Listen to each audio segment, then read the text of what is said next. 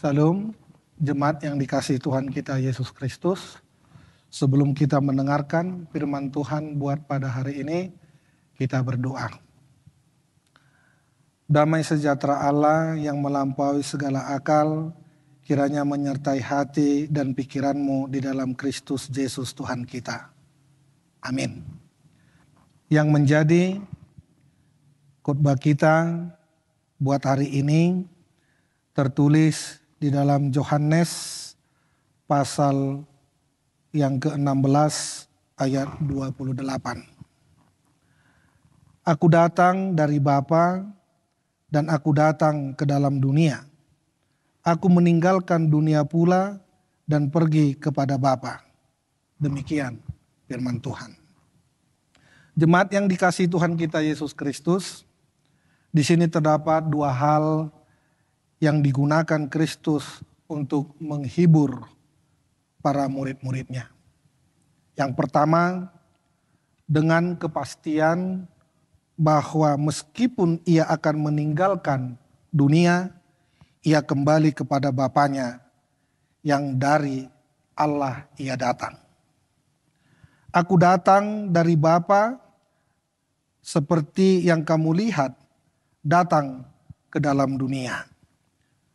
Sekarang aku meninggalkan dunia pula, dan seperti yang akan datang segera yang kamu lihat, pergi kepada Bapa. Inilah kesimpulan dari semuanya. Dan bahwa Sang Penebus ketika datang adalah Allah yang menyatakan dirinya dalam rupa manusia.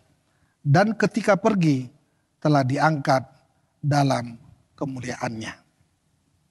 Yang kedua, jika kita bertanya dari mana asalnya Sang Penebus dan kemana ia pergi, maka kita diberitahu bahwa ia datang dari Bapa yang menguduskan dan yang memeteraikan dia. Ia datang ke dunia ini, dunia umat manusia. Ia menyatu di antara mereka. Disitulah ia harus menjalankan tugas dan kesitulah ia datang untuk melaksanakan tugasnya. Ia meninggalkan rumahnya untuk hidup di negeri yang asing. Meninggalkan kerajaannya untuk tinggal di dunia ini. Benar-benar sikap merendahkan diri yang luar biasa. Jemaat yang dikasihi Tuhan kita Yesus Kristus.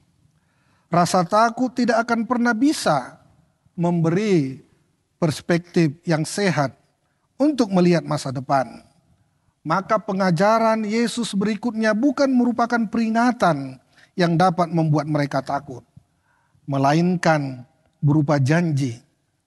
Itulah jaminan yang diberikan dalam penegasan bahwa Yesus adalah anak Allah yang diutus oleh Bapa yang kemudian akan kembali kepada Bapa. Seperti yang dikatakan dalam nats khotbah kita pada hari ini. Sebelum meninggalkan murid-muridnya, Yesus terus mempersiapkan mereka agar dapat memahami apa yang akan mereka alami setelah penyaliban dan kebangkitan Yesus. Ia telah mengatakan bahwa penggantinya akan segera datang, yaitu Roh Kudus, yang adalah penghibur yang lain. Ketika Roh Kudus datang, Yesus tidak akan bersama-sama para murid lagi. Roh Kuduslah yang akan berdiam di dalam diri mereka. Jemaat yang dikasihi Tuhan kita Yesus Kristus, apa yang bisa kita lihat dan yang bisa kita renungkan dari khotbah kita pada hari ini. Yang pertama, yaitu sekarang ini banyak pengajaran yang menekankan bahwa kemenangan iman tergantung pada kualitas iman kita. Tentu saja ini tidak sepenuhnya benar. Allah memang menginginkan kita untuk hidup dari iman. Seperti tertulis di dalam Roma pasal 1 ayat 17. Namun jangan menempatkan keyakinan kita pada iman kita. Karena iman kita tidaklah lebih berharga daripada objek iman itu, yaitu Yesus Kristus. Yang kedua, bila kadang-kadang kita menghadapi sesuatu yang membuat kita bimbang atau tidak memahami Allah, ingatlah bahwa ada penghibur yang akan menguatkan kita. Ingatlah bahwa ada Yesus yang akan mendoakan kita juga, serta ada Bapa yang akan mendengarkan doa kita. Dan yang terakhir, yang ketiga, dikatakan, yang kukehendaki ialah mengenal Dia dan kuasa kebangkitannya dan persekutuan dalam penderitaannya. Filipi 3 ayat 10. Amin. Kita berdoa. Terima kasih ya Allah atas segala berkat dan karunia-Mu yang melindungi, menjagai kehidupan kami hingga pada saat ini. Jadikanlah kami Tuhan bukan hanya menjadi orang yang beriman saja, tetapi jadikan kami Tuhan orang yang senantiasa percaya akan Engkau melalui anak-Mu Yesus Kristus yang telah menebus kami dari segala dosa dan kesalahan. Berkati kami Tuhan di dalam melaksanakan segala aktivitas kami untuk satu hari ini. Lindungi, jagai kami senantiasa.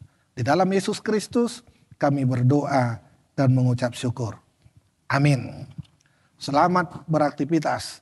Tuhan Yesus memberkati. Shalom.